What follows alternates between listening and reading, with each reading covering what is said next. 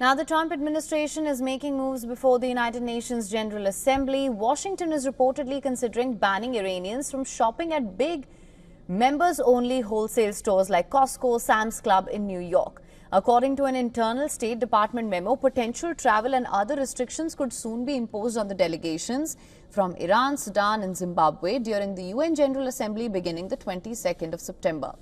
Reports also suggest that the Trump administration may impose similar restrictions on Brazil.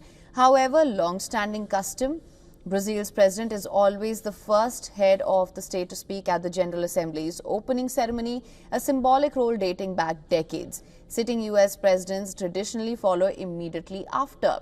Now, however, that tradition could be thrown into question.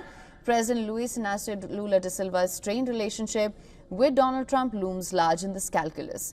Trump has criticized Lula for prosecuting former Brazilian President Jair Bolsonaro on charges of attempting a coup.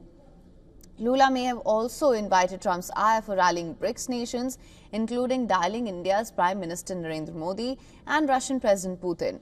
However, Lula hasn't spoken to Trump since he slapped Brazil with 50% tariffs. Some U.S. officials suggested Trump might seek to limit either Lula himself or lower-ranking members of his delegation, though discussions remain unresolved.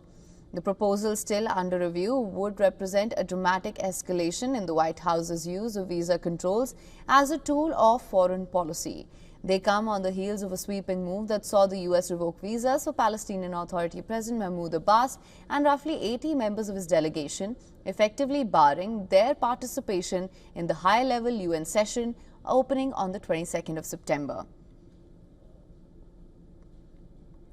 Now, the U.S. generally issues visas to allow foreign leaders to come to UN headquarters. For officials from countries under severe U.S. government sanctions, American officials restrict their movement in New York.